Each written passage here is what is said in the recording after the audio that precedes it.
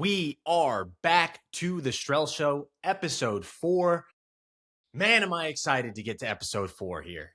One step at a time, one episode at a time. I'm pretty juiced up. I'm looking over to my microphone volume right now, and it's a little high. So let's take it down for a second. And yes, for those watching, as you can see, yes, I am rocking some new facial hair today. We have a goatee. Yes, I decided to take out the buzzer, buzz a little goatee, just for the heck of it, just because life is fun, and why not? We have episode 4 here today, all right? And episode 4 is titled, How May I Serve? And it's really about letting go of the what about me mentality. What about you? We have to get ours. We need to watch out for ourselves only because if we don't, we lose. There isn't enough time in the day to help others. It almost seems that our viewpoint of serving others is useless and pointless, and that there is no benefit. There's no value, right? What if there was another way? What if instead of waking up every day and trying to figure out how to get more for ourselves, more accolades, more money, more fun, more love, more attention, etc., we ask the question, how may I serve? What if we made it our goal to instead help others around us get the things that they need and desire? Not at the cost of our peace and serenity.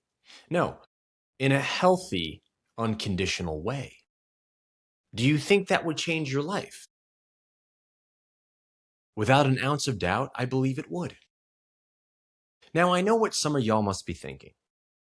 But Strell, how can I give my time and energy to someone else when it's me that needs the help? I'm struggling with my job, relationships, goals, health, whatever it may be. Maybe, just maybe, that challenge or obstacle in our life right now is there to get us to help us serve others because we now understand the hardships others may be going through. Sometimes the best way to help ourselves is to actually help others. We step outside ourselves and our problems and use our focus and energy to make someone else's day better. Do you see the power in that? The power in saying, yes, I am dealing with trials and tribulations in my life, but I'm going to put that aside for now so that I can be a blessing to somebody else who needs help. Does that feel like losing?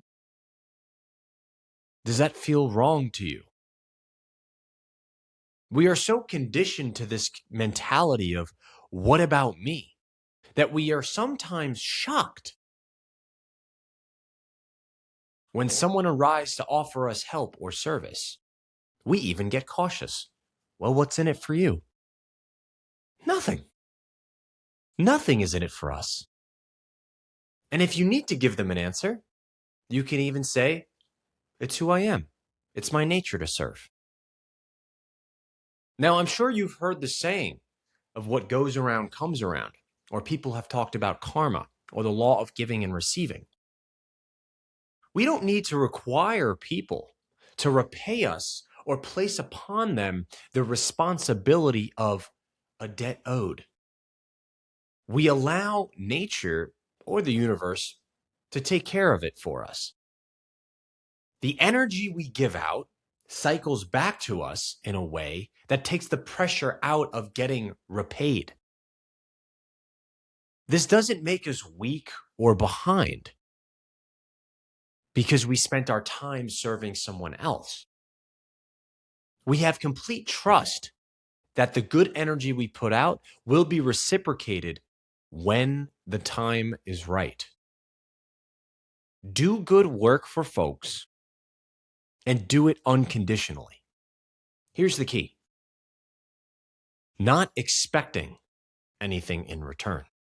Expecting something in return takes the magic and the miracles right out of it.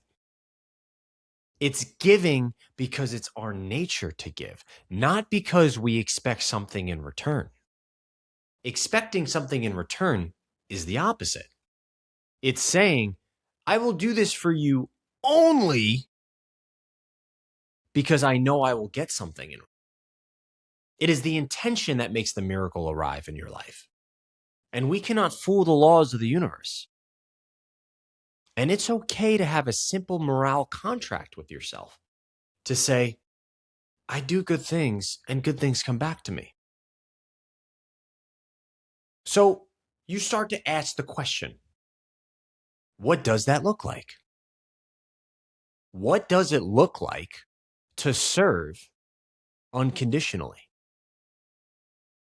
Giving does not have to be monetary or physical items. You can give a silent blessing. You don't have to be religious or spiritual to walk past a stranger and quietly say to yourself, I wish that person health and happiness. Do not underestimate the power of a silent prayer. You could be kind to a stranger in public, whether that be in transportation, a store, or a restaurant. You are serving them by being a kind person. It creates an environment of love and peace.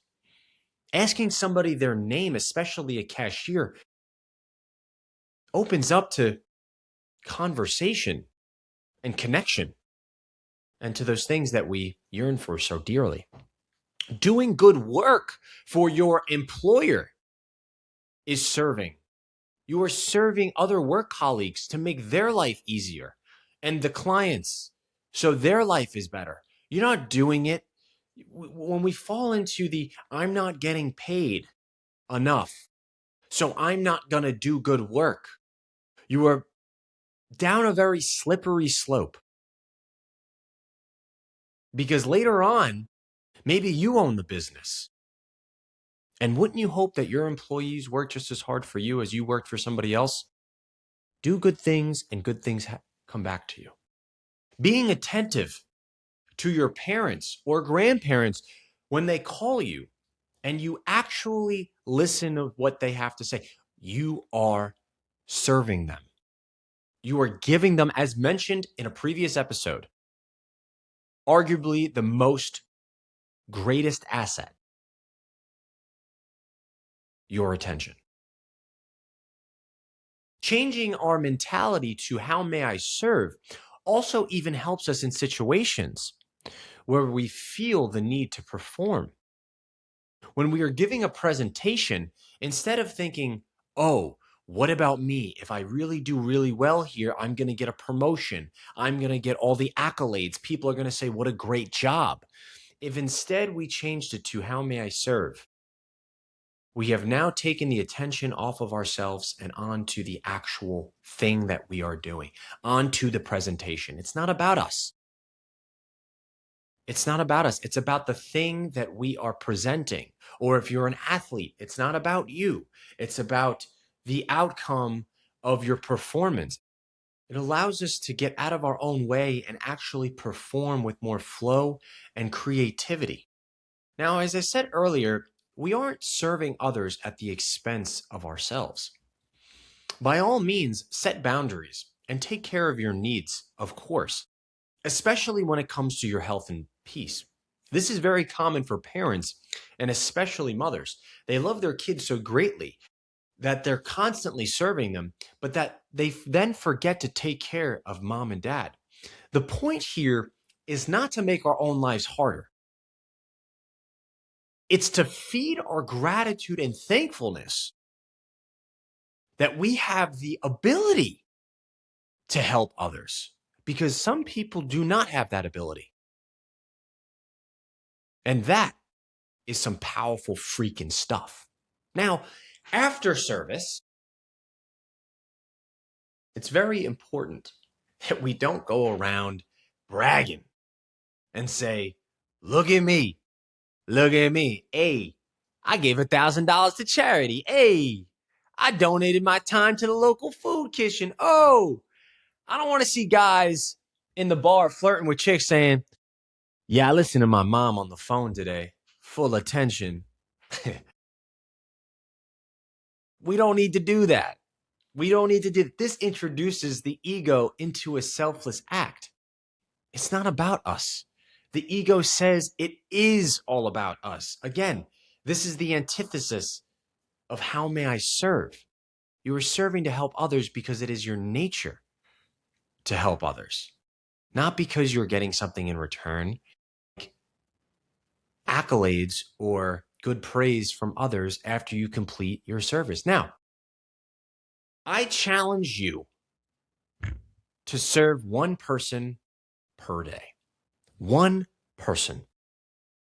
It can be anyone, regardless of relation, age, gender, political beliefs, whatever. And if they don't want help, that's okay.